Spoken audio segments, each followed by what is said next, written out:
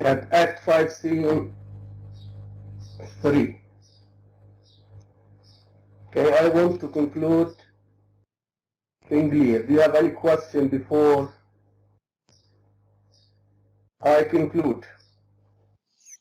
Yes, doctor, just a question, if you please. Okay, go on. We mentioned something related to King Lear concerning the noble cause and the tragic flaw.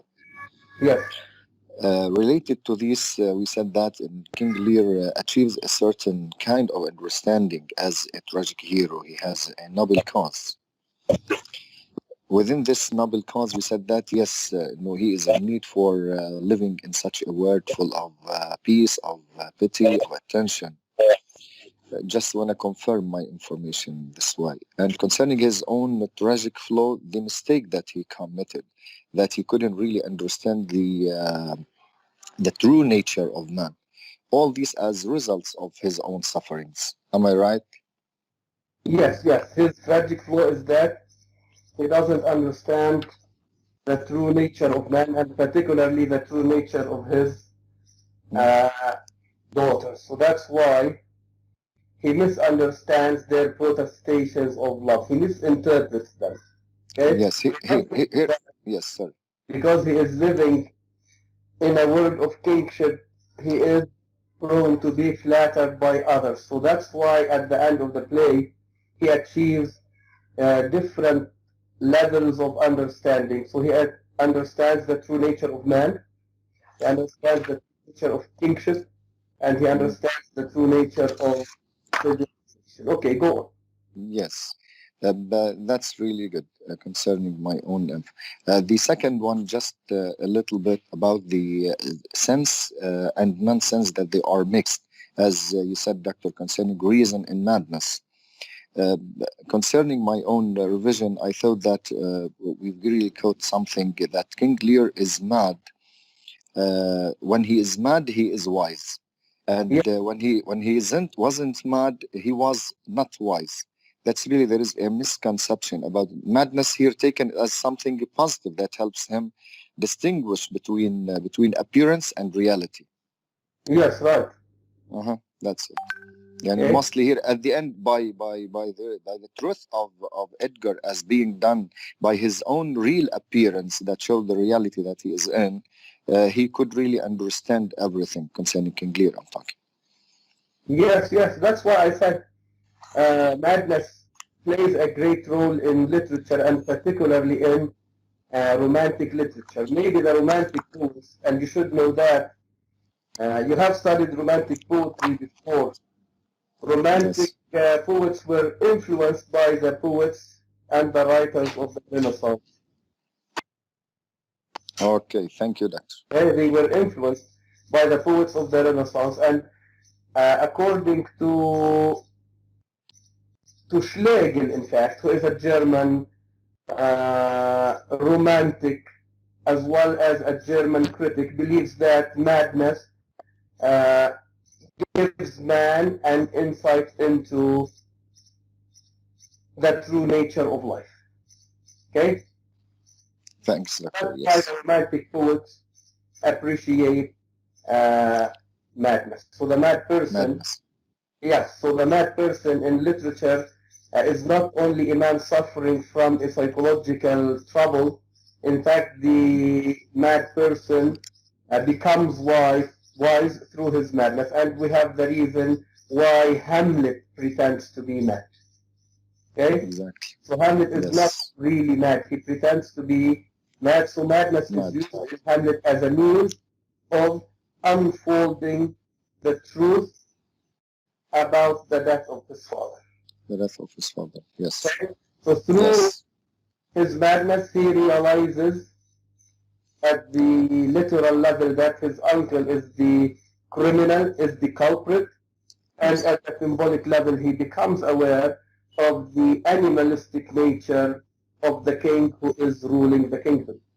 Exactly.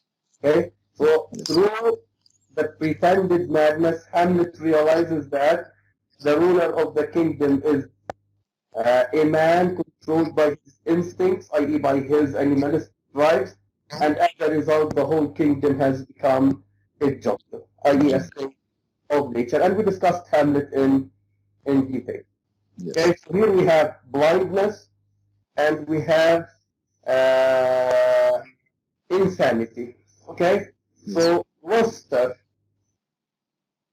becomes a wise man after he has lost his sight. Okay, so that was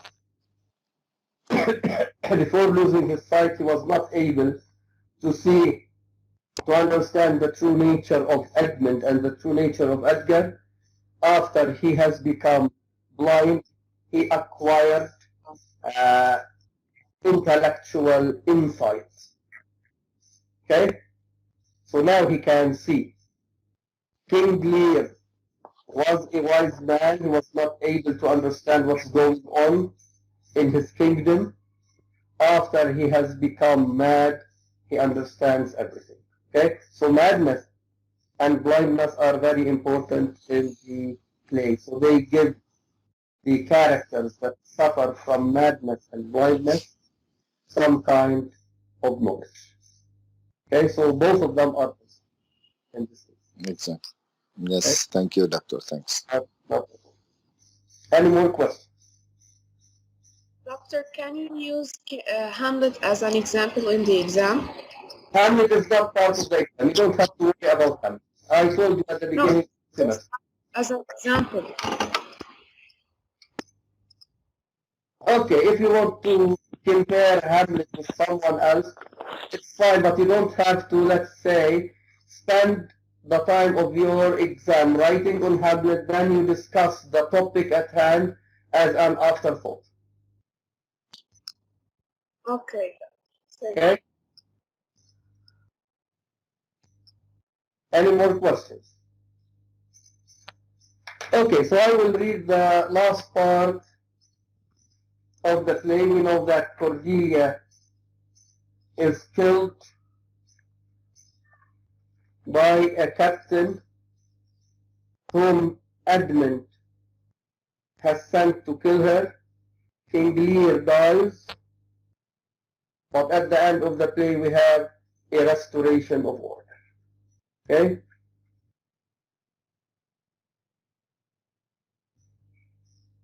Okay, I will read the last maybe 20 lines of Act 5, Scene 3, the very end.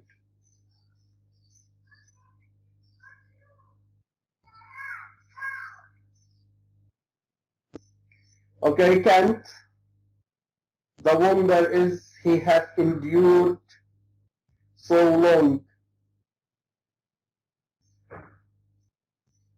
but usurped his life. Albany bear them from hence. Our present business is general woe. To Kent and Edgar, friends of my soul, you twain rule in this realm, and the board state sustain. So this shows that Albany is not going to take over from the dead king. He wants to pass the crown on to Kent and Edgar. Kent says, I have a journey, sir, shortly to go. My master calls me. I must not say no. So Kent is an old man and he expects to die soon. So that's why Edgar accepts to become the king. He says, the weight of this set time we must obey, speak what we feel, not what we ought to say. The oldest has foremost, we that are young shall never see much, nor live so long. So at the end of the play, Edgar restores the order back to the kingdom. So at the end we have a restoration of order. The kingdom is not left in a state of disarray. Okay? So here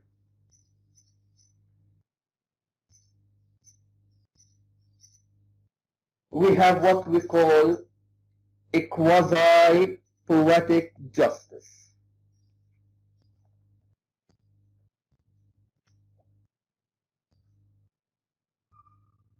Quasi, Quasi, dash poetic, you know how to spell poetic justice.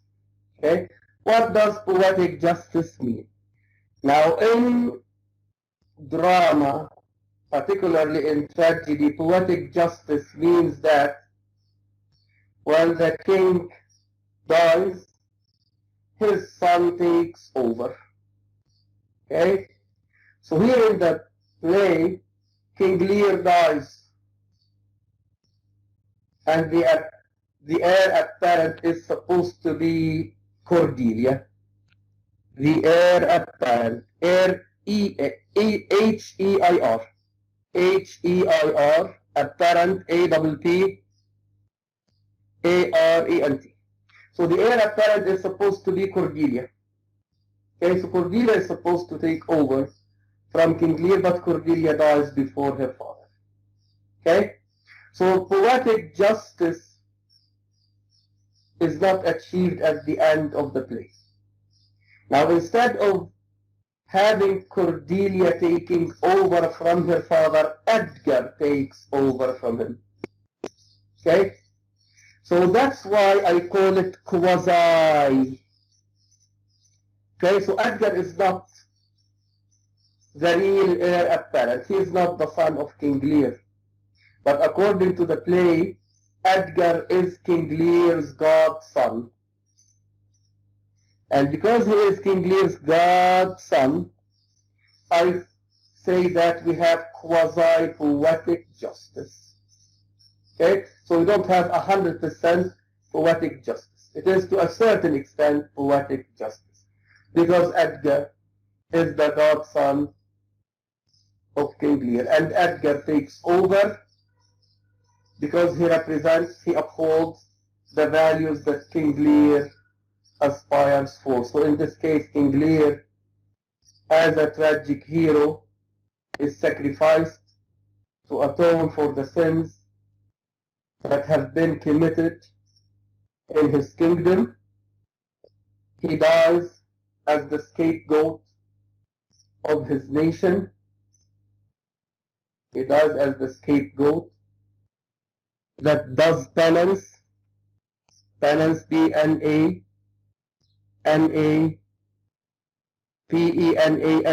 penance. He does penance for the sins of the whole nation. Okay? And at the end, there is restoration of order. Okay? So the sick king dies and is replaced with a healthier king. So Edgar is a young man. He's healthy.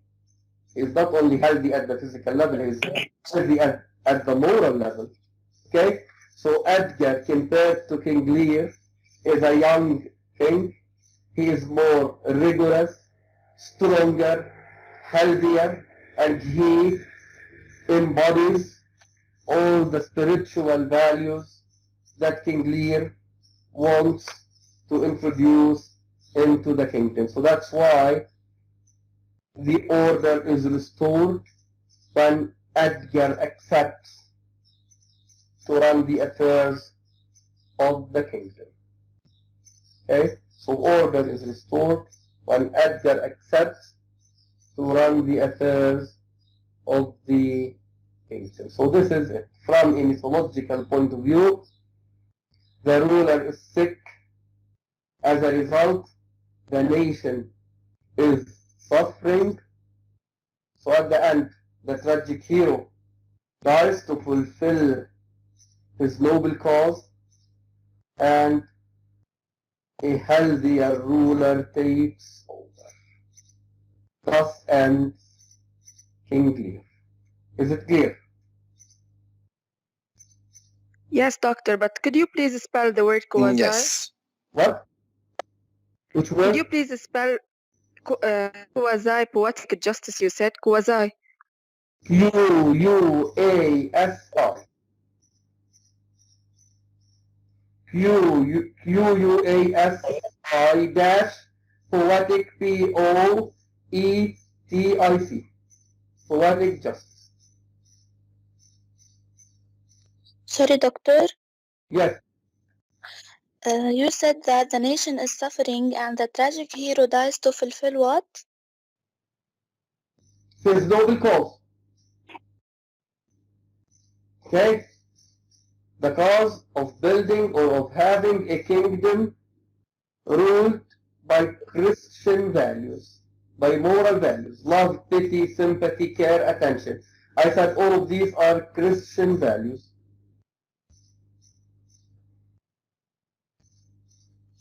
Okay. Okay? The Christian virtues, the 7 virtues of Christianity as opposed to the 7 deadly sins.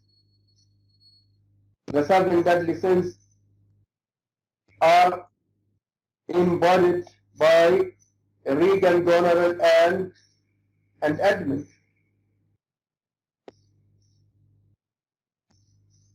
Okay? So in this sense, King Lear or Shakespeare is saying that the king should be a Christian figure.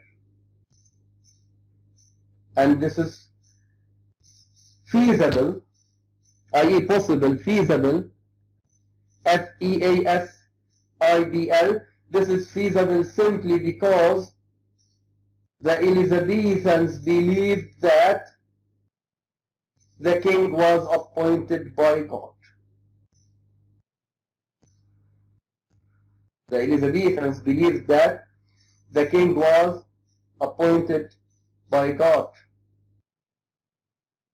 Okay? So any crime committed against the king is a crime against God. So that's why when the king is sick, when the king is killed, there is disorder at the level of the universe. So the disorder at the level of the universe reflects the disorder at the level of the king who has been appointed by God.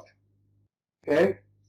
So the king should be God's image on earth, and the kingdom should be a reflection of the celestial order.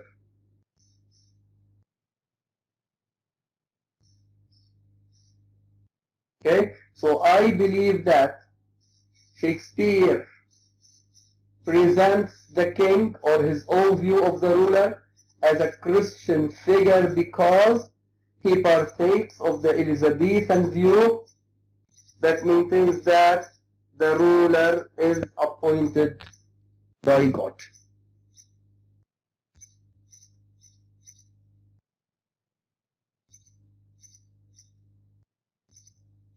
Okay?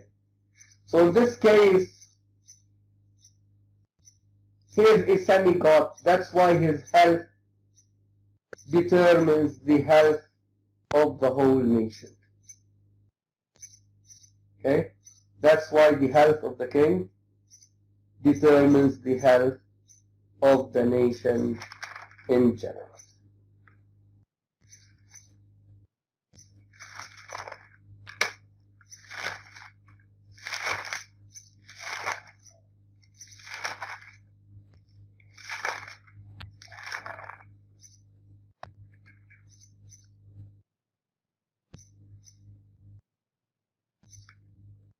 Okay? Today I will introduce Macbeth.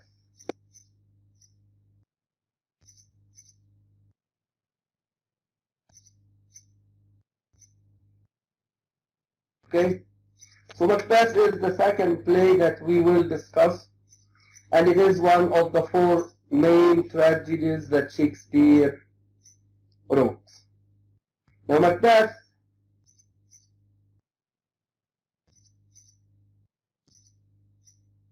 deals with the story of a Scottish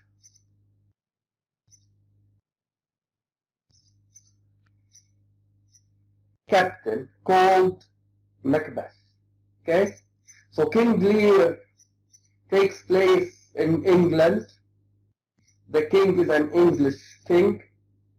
Macbeth takes place in Scotland. Okay? So Macbeth is a Scottish captain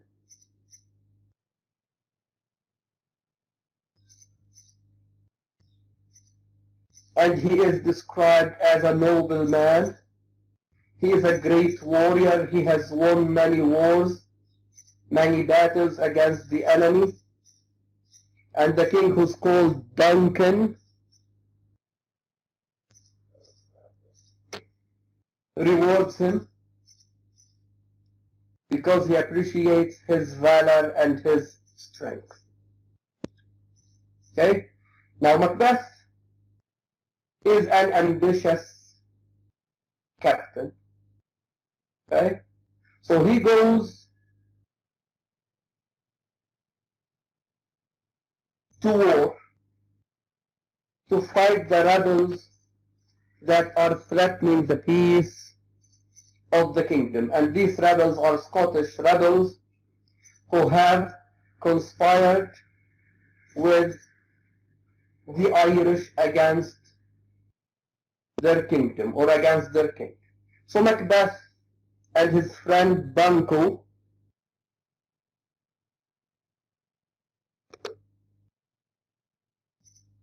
lead the war against the rebels and the Irish. They defeat the enemy, and on the way back to the castle of the king, they meet three witches. The witches tell Macbeth that he will be a king. In fact, they tell him three prophecies. They hail him, i.e. they address him as Thane of Glamis, Thane of Cawdor, and King Hereafter. Okay, now Thane is a certain political title. It is similar to the title of the Duke or the title of the Earl. Okay, now Macbeth is already the Thane of Glamis. Okay, so when he wins the battle against the enemy, the Scottish traitor who conspires with the Irish is sentenced to die. This Scottish traitor is the Thane of Cawdor. Cawdor, C-A-W-D-O-R.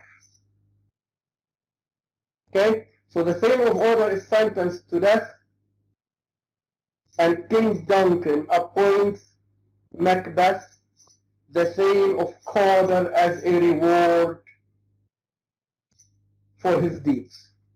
Okay? So far the witches tell Macbeth the truth. They say to him, "Hail Macbeth, Thane of Glamis, Thane of Cawdor." Now Macbeth doesn't know that he has been appointed Thane of Cawdor. Yes.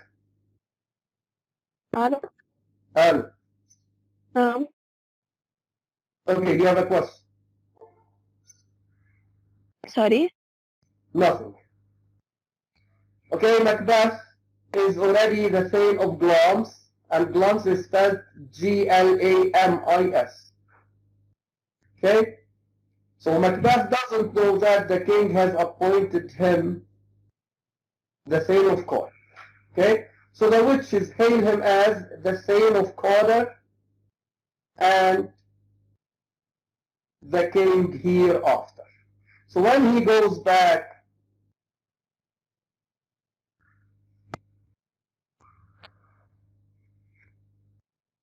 to his, or on the way back to his castle, one of the gentlemen, one of the nobles of the court of the king, meets Macbeth on the way and tells him that the king has rewarded him by appointing him Thane of Cawdor. So now Macbeth thinks that the witches have told him two prophecies, and one of the two prophecies has come true. Okay? So he starts to think about becoming the king. So he wants to become the king of Scotland.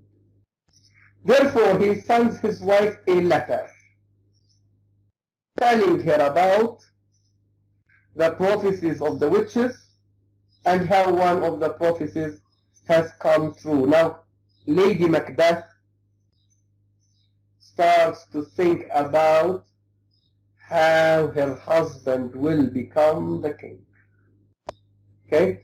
Now the king, Macbeth meets the king, and the king tells him that he wants to take dinner at Macbeth's castle. He wants to reward him by paying him a visit at his castle. Now Lady Macbeth wants to kill the king at her own house.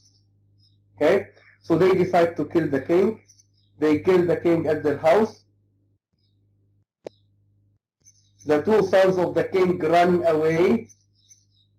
They are afraid of being killed like their father. One of them goes to Ireland, the other goes to England. Okay? Macbeth announces himself the king of Scotland, and he is coronated the king of Scotland. Okay? Now when Macbeth and Banquo meet the witches on the heath, the witches also prophesy that Banquo will be the father of many kings, although he himself will not be a king. Okay? Now Macbeth wants to get rid of Banquo. So he wants to be the king, and he wants to pass on the crown to his children. So he doesn't want the children of Banquo to become kings. So he wants to kill Banquo and his son. Okay? Now Banquo, or Macbeth, invites the noble persons to a banquet at his house. And the banquet will be held at night. So he hires two persons to kill Banquo and his son Fleance. Banquo is spelled B-A-N-Q-U-O. Fleance, F-L-E-A-N-C-E. Okay? So he wants to get rid of Banquo and Fleance so that he will be the king and his children will be the kings after him. Okay? Now the murderers kill Banquo, but Fleance run away. Okay? Doctor, Yes. Macbeth and his wife killed the king? Yes. Okay. Okay? So Fleance runs away. He goes to the witches. Macbeth goes to the witches. He wants to know what will happen in the future. The witches tell him to be aware of Macduff. Macduff. M-A-C-D-U-F-F.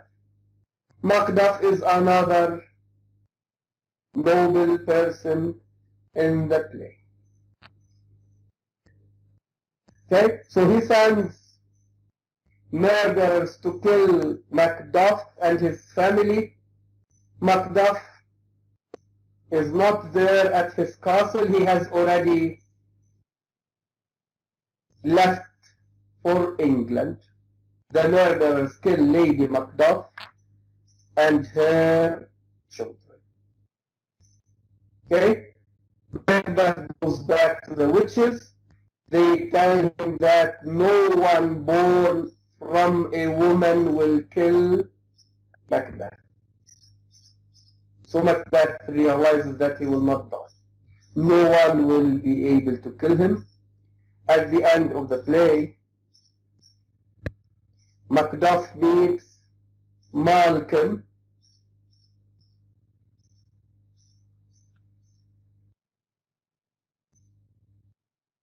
the son of Duncan, and they decide to go at the head of an English army to Scotland to dethrone and kill Macbeth. Malcolm, M-A-L-C-O-L-M, Malcolm. We don't pronounce the L before the final M. This is a rule in English. We say Malcolm, Lincoln, and what have you. Okay? So the Malcolm Macduff come back to Scotland at the head of an English army. Okay? So Macduff at the end kills Macbeth. And Lady Macbeth becomes totally deranged, D-E-R-A-N-G-E-D, deranged, i.e. she becomes mentally sick. And according to reports, she has killed herself. So Lady Macbeth dies before the final battle. Okay? And Macbeth, at the end, is informed of her death. Okay? So he is informed of her death while he is preparing for the war against Macduff, Malcolm, and the English army. Okay? So that's why at the end of the play, he utters his famous soliloquy. Soliloquy, S-O-L-I-L-O-Q-U-Y,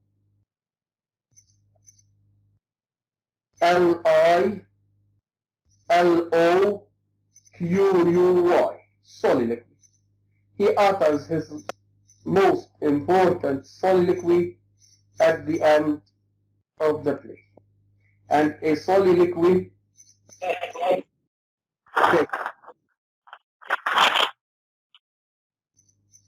Do you have a question?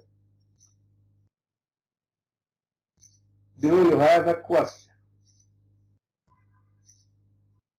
Okay, now through a soliloquy,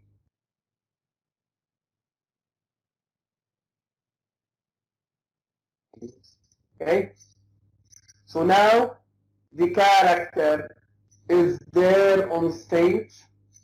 He or she thinks aloud, expresses his ideas, his thoughts, his feelings, okay, so that the audience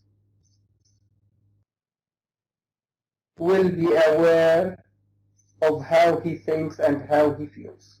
Okay, so this is the only way through which we can get into the mind and the heart of a certain character in a play. Okay, so the soliloquy gives the audience access into the mind and the heart of any character. Okay, now drama is different than novel. Drama is different than novel. Now in a novel, we have a narrator. Okay? And in a novel, the narrator tells us the story. And sometimes the narrator sees into the minds of his characters. Okay? So that's why we have three main types of narrators. I don't know, I think you have studied the types of the narrator in your novel courses. Okay? So we have the omniscient narrator,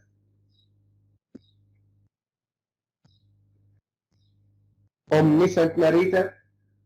Omniscient is spelled O-M-N-I-S-C-I-E-N-T.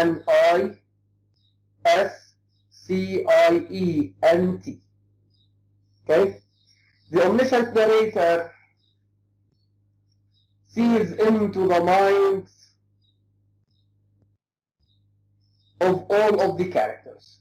Okay? So he reports to the readers the ideas of all of the characters. So that's why he is called omniscient, i.e. he knows everything.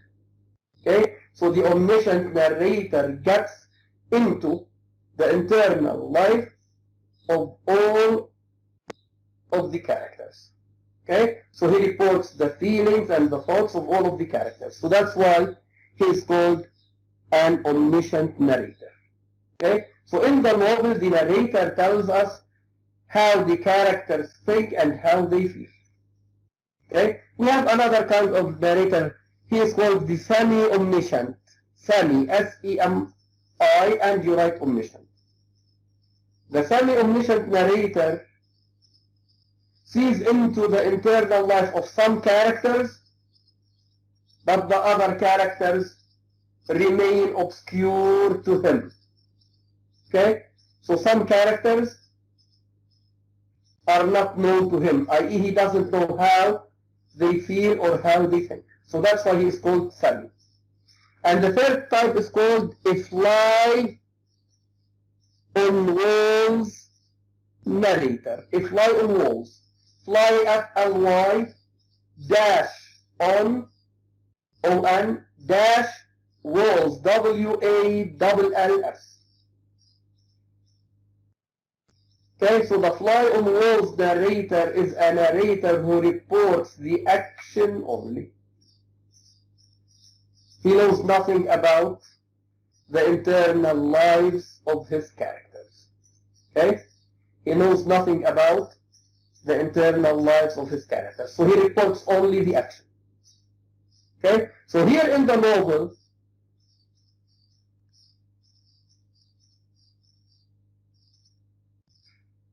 the omniscient or the narrator reports the feelings and the thoughts of his characters. In a drama, we don't have a narrator similar to the narrator that we have in the novel. Okay? So in the drama, the character expresses his or her thoughts and feelings through soliloquies. Okay? So it is not enough to understand a character on the basis of the action only. Okay? Sometimes the character needs to express his or her feelings and emotions, especially when we have a main character. Okay? So the soliloquy or the function of the soliloquy is similar to the function of the narrator. Okay? So it is a means through which the character expresses his feelings and ideas. Now, according to a certain critic, there are certain elements of narration in a play.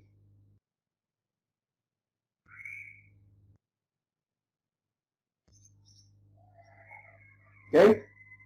According to a certain critic, there are certain elements of narration in a play. This critic is called Martin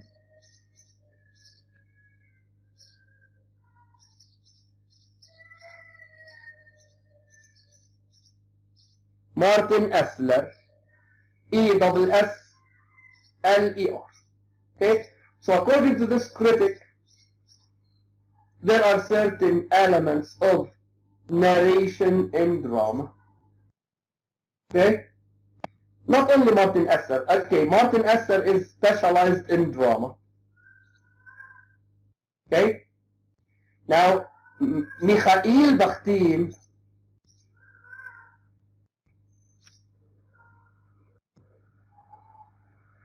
Mikhail M-I-K-H-A-I-L,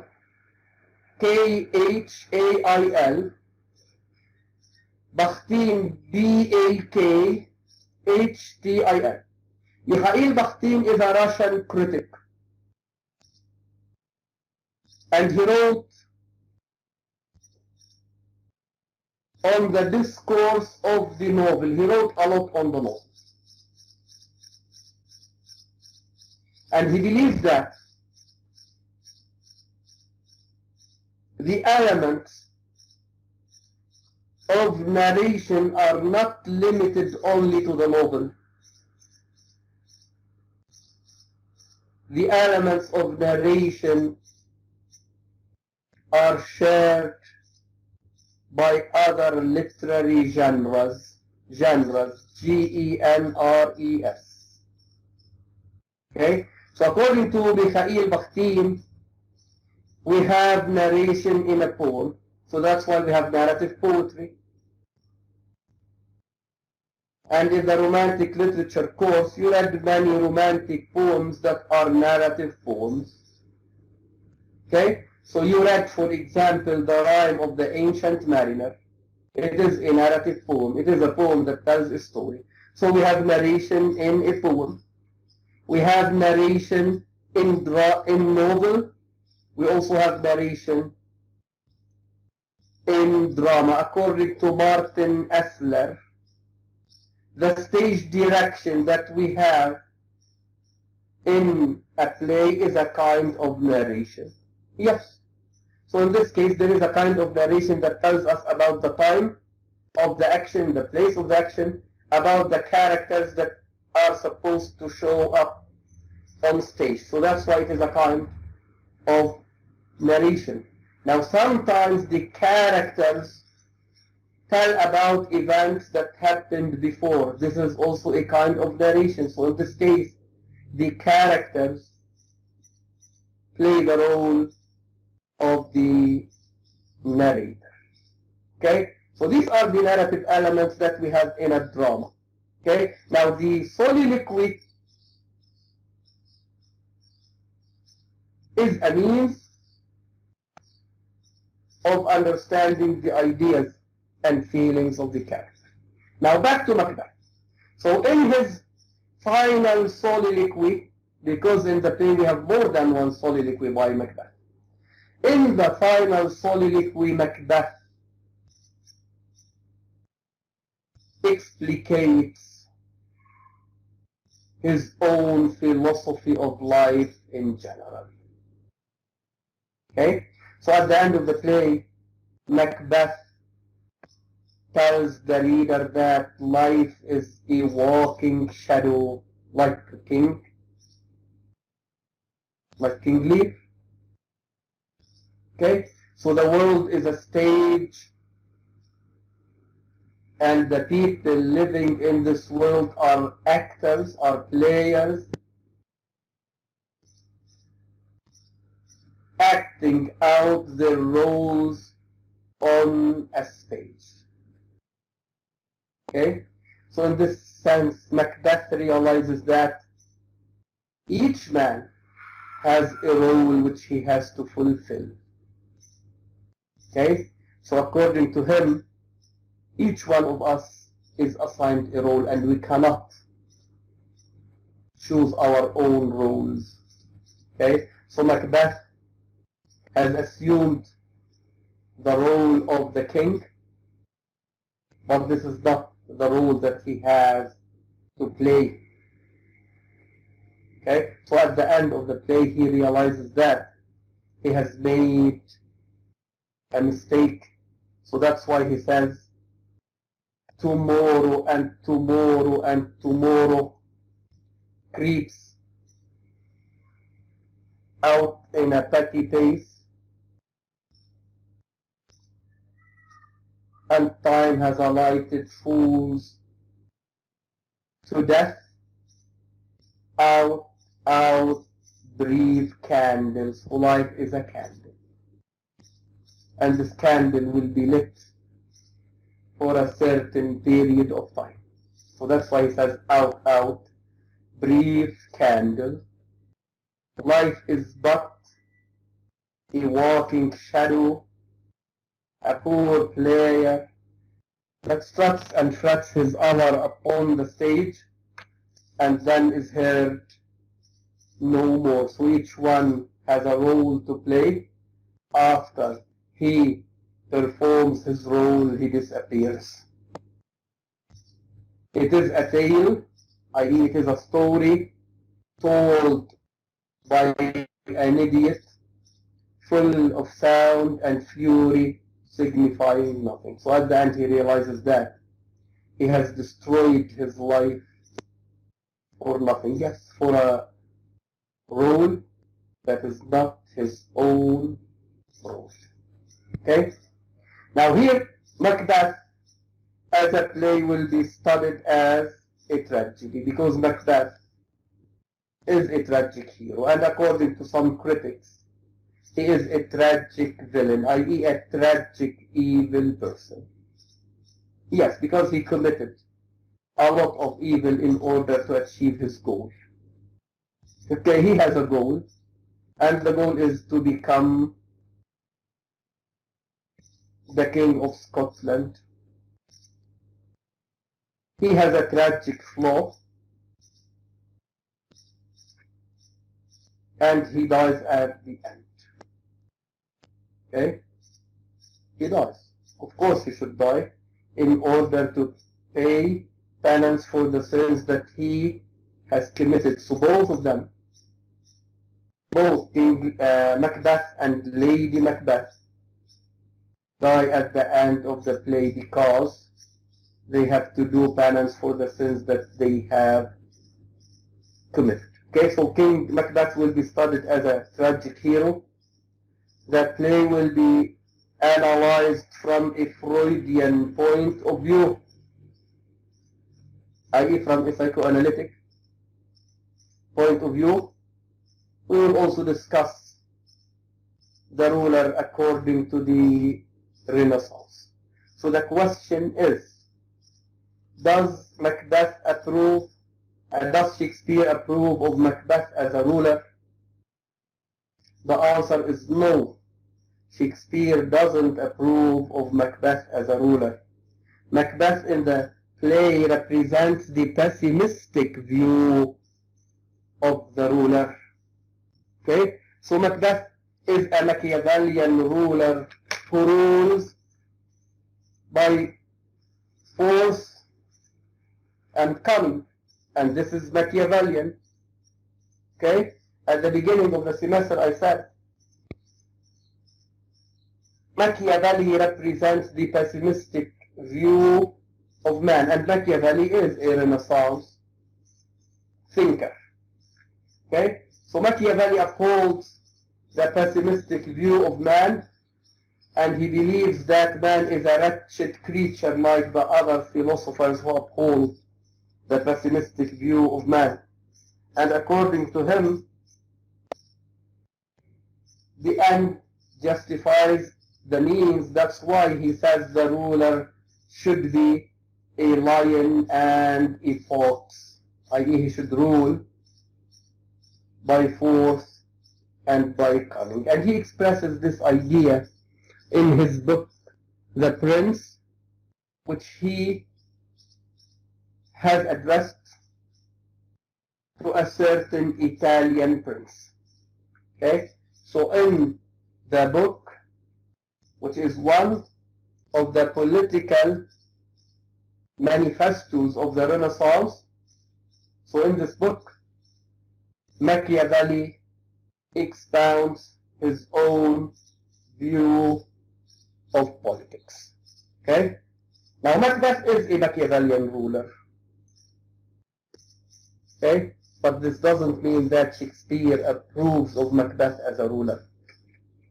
Okay? That's why at the end of the play, Macbeth is destroyed and is replaced by another ruler. The new ruler is Malcolm, and Malcolm becomes the king because he upholds the Christian virtues, i.e. the 7 virtues of Christianity. And I will comment on his character at the end when I discuss the last part of the play, because at the beginning of the play Malcolm doesn't appear. He appears in the first act when his father announces that Malcolm is the heir apparent, and after the death of the king, Malcolm disappears. He never appears on stage. So he appears at the end when he meets with Macduff, and through the conversation that takes place between Malcolm and Macduff, we understand the true nature of Malcolm. And in this case, Macbeth gives him the chance to express the good side of his character and to justify the nomination or the coronation of Malcolm as the king at the end of the play. Okay. Now, in addition to discussing the play as a tragedy from a psychological point of view and as a reflection of Shakespeare's view of the ruler, we will also refer to philosophy. And we know that philosophy studies man, and this is in fact what we call general philosophy. It studies man and the behavior of man, and in this case we will realize how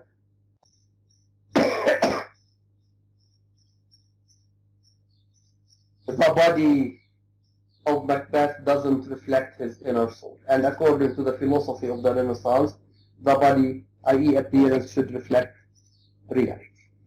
Now, we studied tragedy and the elements of tragedy at the beginning of the semester. I'm not going to repeat what I have already discussed. So to refer to tragedy, you have to read the notes that you have taken before. Now, I will introduce Freud's philosophy or theory of personality development. Okay?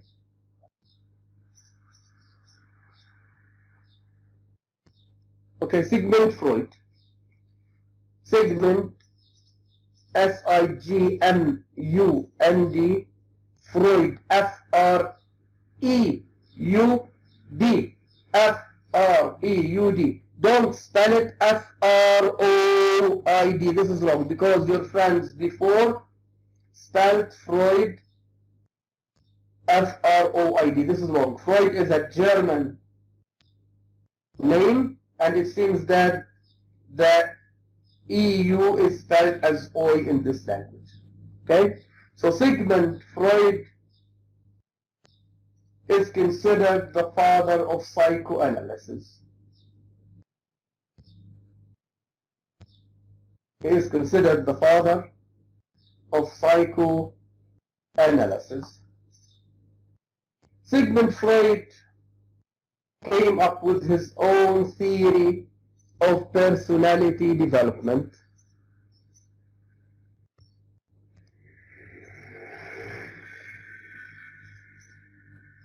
Okay? He came up with his own theory of personality development. According to Freud,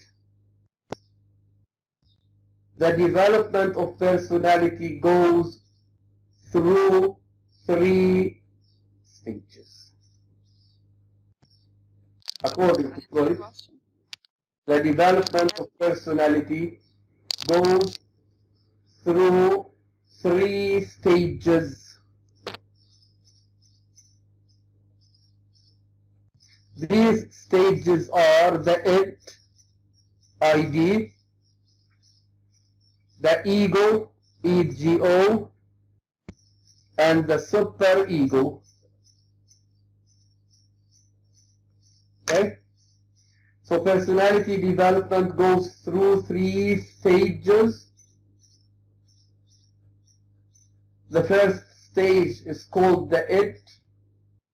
The second stage is called the ego. And the third stage is called the superego. Okay? Now before I discuss these 3 stages, I want to discuss the 3 levels of the human mind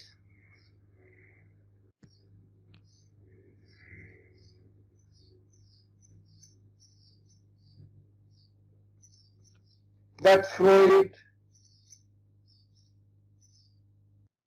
has proposed. Okay?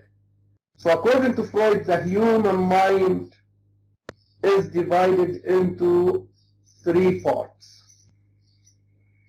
The human mind is divided into 3 parts. These are the conscious, C-O-N-S-C-I-O-U-S. You have to memorize these words as well as their spellings. I don't want you to misspell these words or to misuse them on the exam. The conscious, this is the first part. The subconscious, S-U-B dash conscious, C-O-N-S-C-I-O-U-S. It is also called the pre-conscious. The subconscious is also called the pre-conscious, P-R-E dash and you write conscious. So if you want to read something online, you may come across the pre-conscious. Okay, so the pre-conscious is the same as the subconscious. And the third level or the third part is the unconscious. Now I'm sure you have studied these three parts of the human mind at school. Okay? So whether you were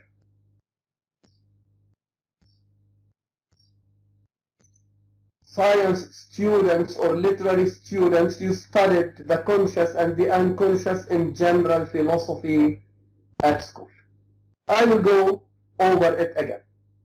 Okay? Now the conscious represents what we are aware of. The conscious represents what we are aware of. This is the conscious, al-wa'i. It represents what we are aware of. Okay? So the conscious in this case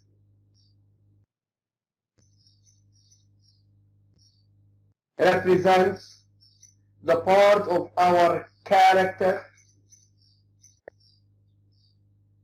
that is known to people. Yes, this is the conscious. This is what we are and how we behave. So that's why we say it is what we are aware of.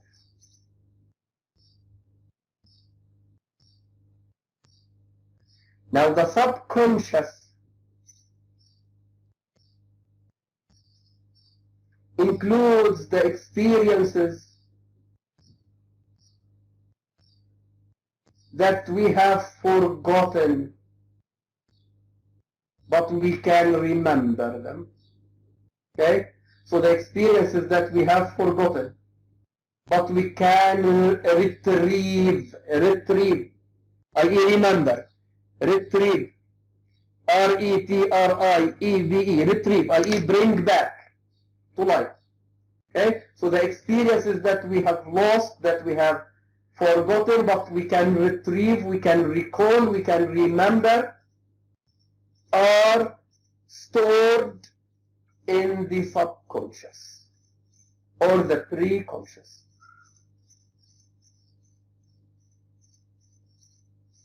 Okay? Now the unconscious represents all the experiences or all the tendencies, the drives, the needs that we cannot satisfy. The unconscious includes all the tendencies or drives or instincts that we cannot satisfy. Okay? So these tendencies are usually suppressed in the unconscious. Suppressed, S-U-P-P-R-E-S-S-E-D.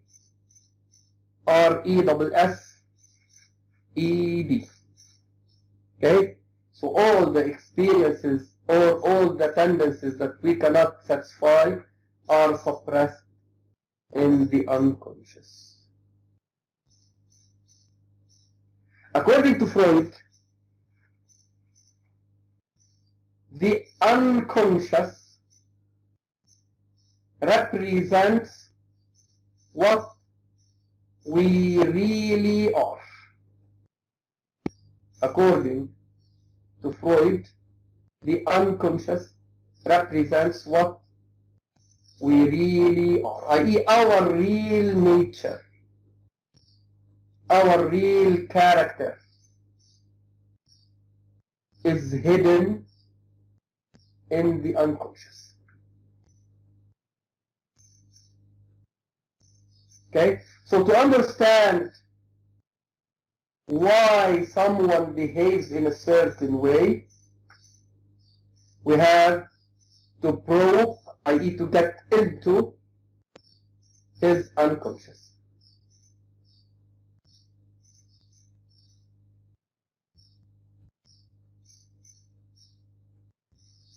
Okay? So Macbeth seems to be noble, loyal to the king, nationalist. Okay? He is a nationalist figure, and nationalism was very important to the Elizabethans. Okay? But deep down, there are hidden tendencies and drives. And when these tendencies and drives are translated into actions, they reflect the evil side of Macbeth's character. Okay? So that's why Freud says the real man, i.e. the real nature of man, is hidden, is suppressed in the unconscious. Okay? So that's why Freud believes that the tendencies that are suppressed in the unconscious are expressed through dreams and through tongue slips. Tongue slips, T-O-N-G-U, slips, S-L-I-P-S. Okay, what does it mean? So this means that man dreams about fulfilling things that he cannot fulfill in reality. So this is Freud's interpretation of dreams. This is how Freud interprets our dreams.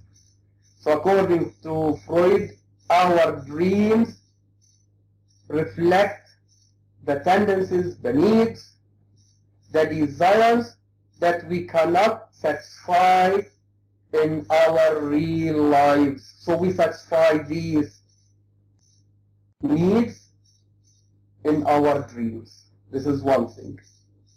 Now tongue slips, i.e. زلات اللسان in Arabic. Okay, now, so sometimes through language, i.e. through the language that we use, we express what we have suppressed in the unconscious. Okay? Now Freud believes that if we keep talking about something, it means that we want to have it, we want to achieve it, but we cannot do it in reality. So this is the meaning of tongue slips.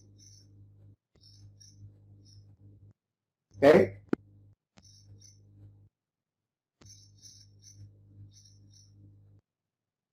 So in this case, language deconstructs, and I will explain the meaning of deconstruct. Language deconstructs our unconscious. Okay? So the unconscious is hidden. So through language, we can know what each one of us hides inside the unconscious. So here the structure of the language helps us to understand how each one of us feels and thinks.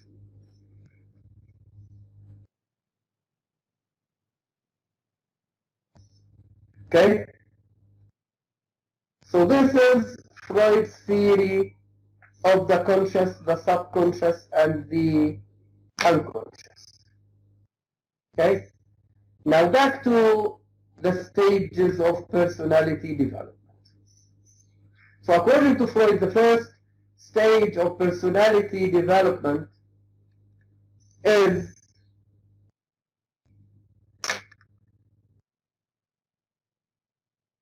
the id.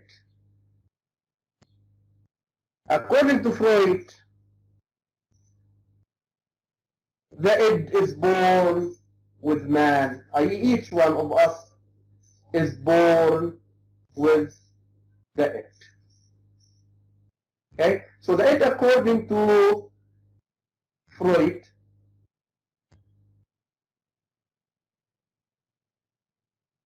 includes our basic desires and needs. The id includes our basic desires and needs. Okay? So the id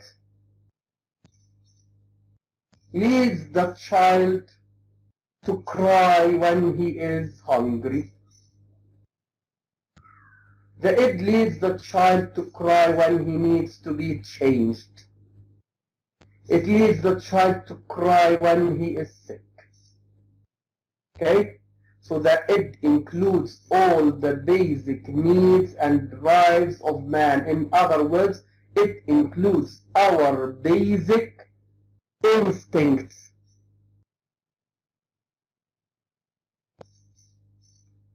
Okay? Now, according to Freud, the id is associated with selfishness.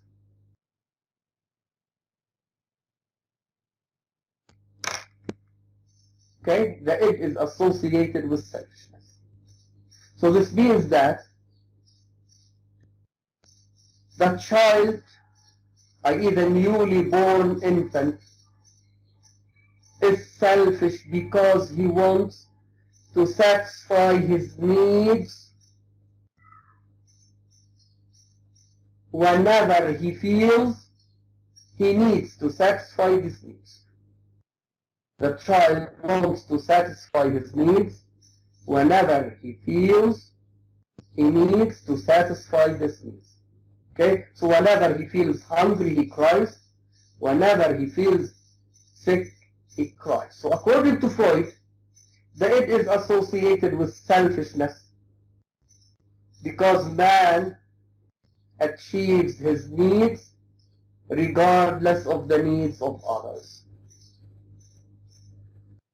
Okay? So that's why when the grown-up man is controlled by the id, he becomes selfish. Okay? When the grown-up person is controlled by the id, he becomes selfish. Yes, he wants to achieve his goals, his needs, regardless of taking into account the needs of others. Okay? So that's why the id is associated with selfishness. It is also associated with aggression.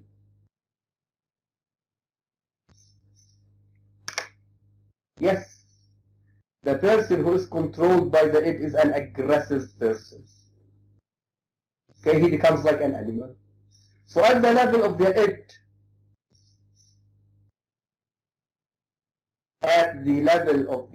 man is controlled by instincts.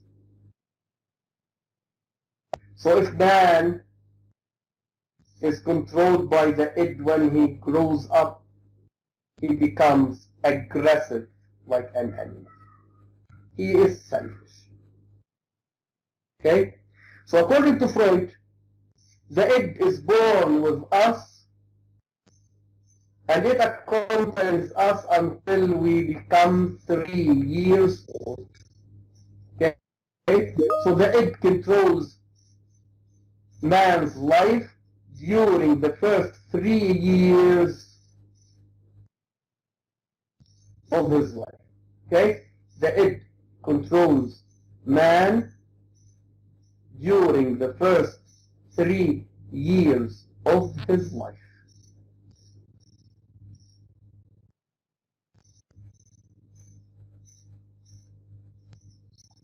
And according to philosophers, the animal is controlled by instincts. Man is not controlled by instincts. Man is controlled by his mind and by habits. Man acquires habits, and the only two instincts that man has are the instincts of eating and crying. So when the child is born, two instincts control his life. So when he's hungry, he cries. When he's sick, he cries. When he needs to be changed, he cries. Okay? So this is one instinct. And another instinct is eating. The instinct of sucking. He needs to be suckled by his mother. Okay? So these are the only two instincts that man has according to philosophers. Okay? Now the id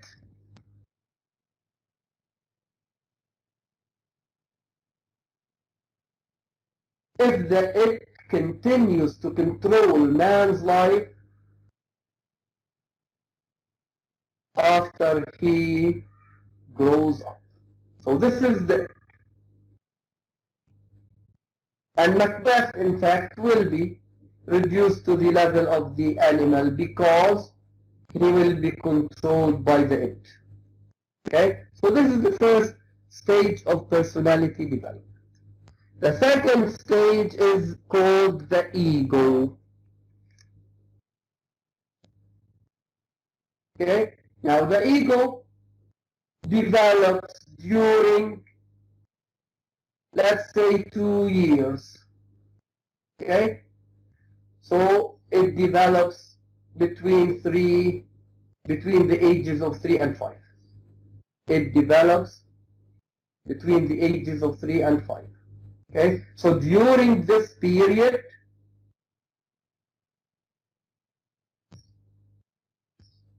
the child learns that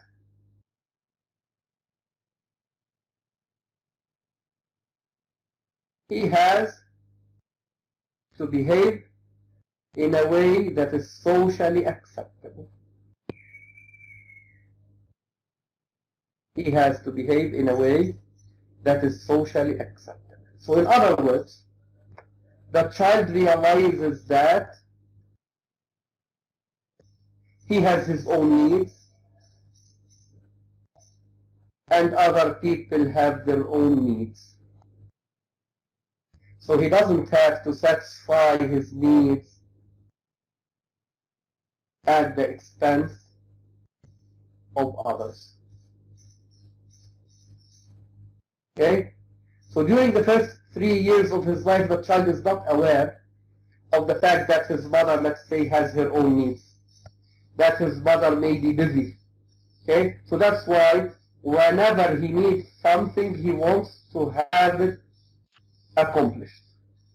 Okay? So after age 3, he realizes that he has to achieve his needs without ignoring the needs of others. So in this way, he behaves in a socially acceptable manner.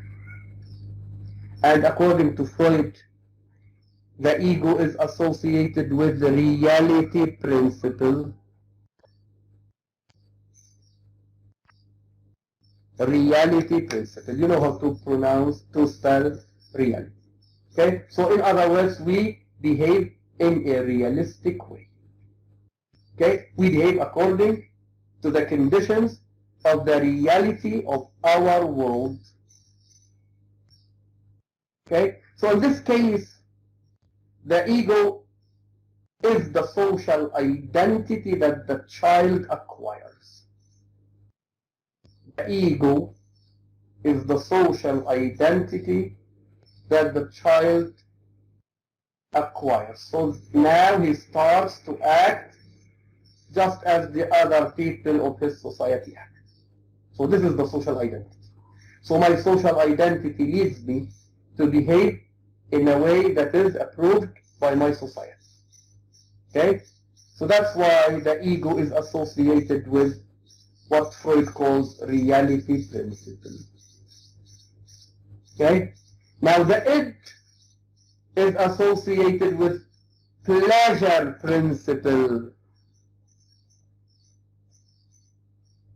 Pleasure, P-L-E-A-S-U-R-E, pleasure principle.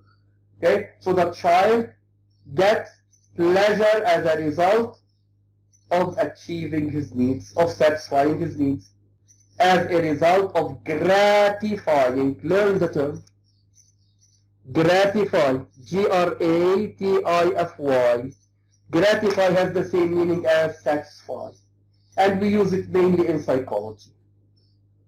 Okay, so pleasure principle is associated with gratifying one's own needs and desires.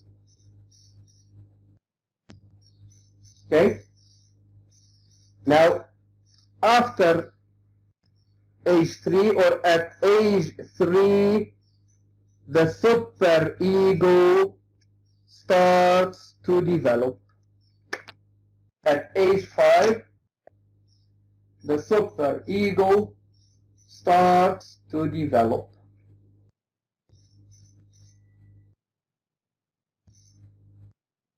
Now the superego includes the morals and ethics that the child acquires from his parents and from his environment.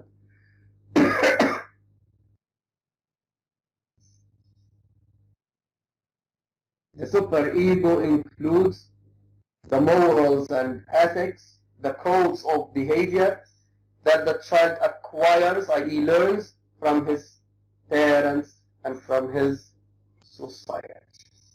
So he acquires morals, ideals, ethics, norms, codes of behavior.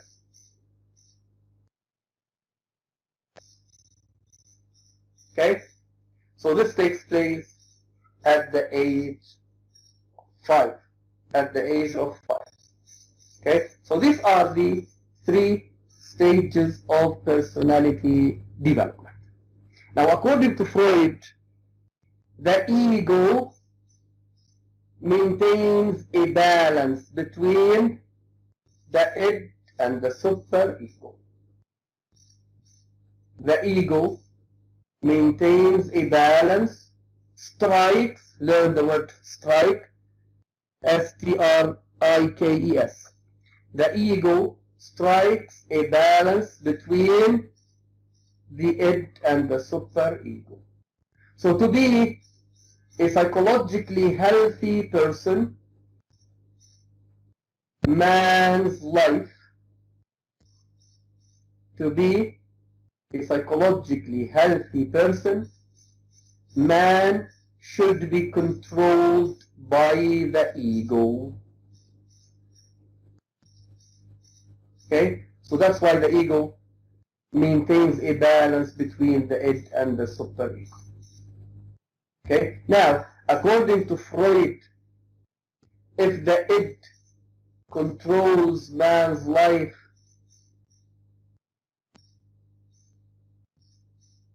he becomes aggressive. Okay, so after he grows up, man becomes aggressive if he is controlled by the id. So in this case, man becomes aggressive, he becomes selfish, and he becomes controlled by his instincts.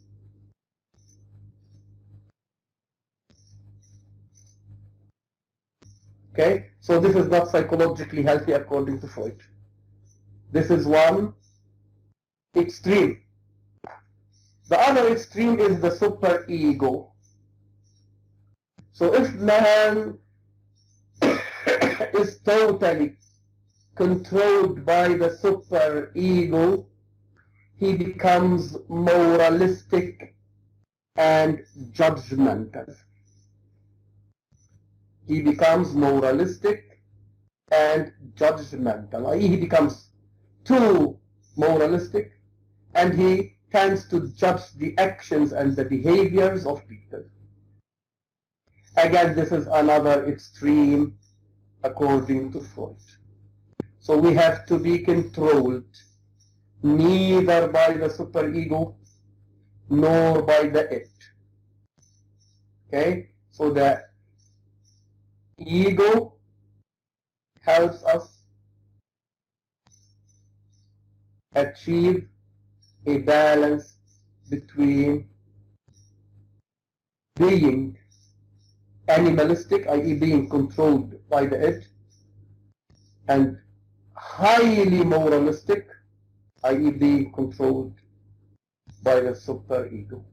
Okay? So we are neither animals nor gods or angels. Okay?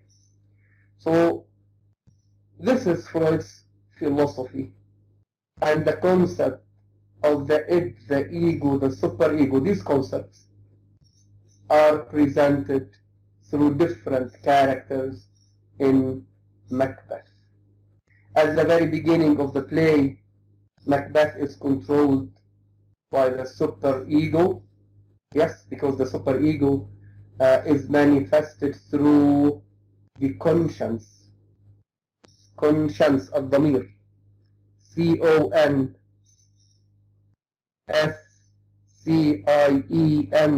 conscience, remorse. Okay, so the conscience is related to the superego, and it tells us not to commit evil. So at the very beginning of the play, Lady Macbeth wants her husband to kill the king. So Macbeth's superego becomes active. The superego reminds Macbeth of the heinous crime that he's going to commit.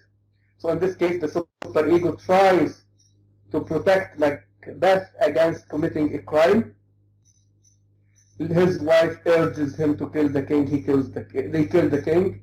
So later on, he becomes controlled by the id. And when he becomes controlled by the id, he commits many crimes. At the beginning of the play, Lady Macbeth emerges as a ferocious animal. Okay, so at the beginning of the play, Lady Macbeth emerges as a lady totally controlled by the id. Okay, again, this is a kind of sickness. At the end of the play, she is controlled by the superego. She suffers from remorse. She acts the crimes that she has committed before, then she kills herself. Okay, so here Shakespeare is saying that neither the it nor the superego should control man's life. So the ego is the golden mean. Okay, i.e. middle is the best. Okay, so at the end of the play, Malcolm represents the ego. So that's why he deserves to become the king. And other characters that behave according to the standards of their society are controlled by the ego. So Macbeth and Lady Macbeth are controlled either by the it or by the superego, and in both cases they emerge as psychologically disturbed persons, and at the end of the play both of them die as a result of this psychological disturbance. Do you have any question?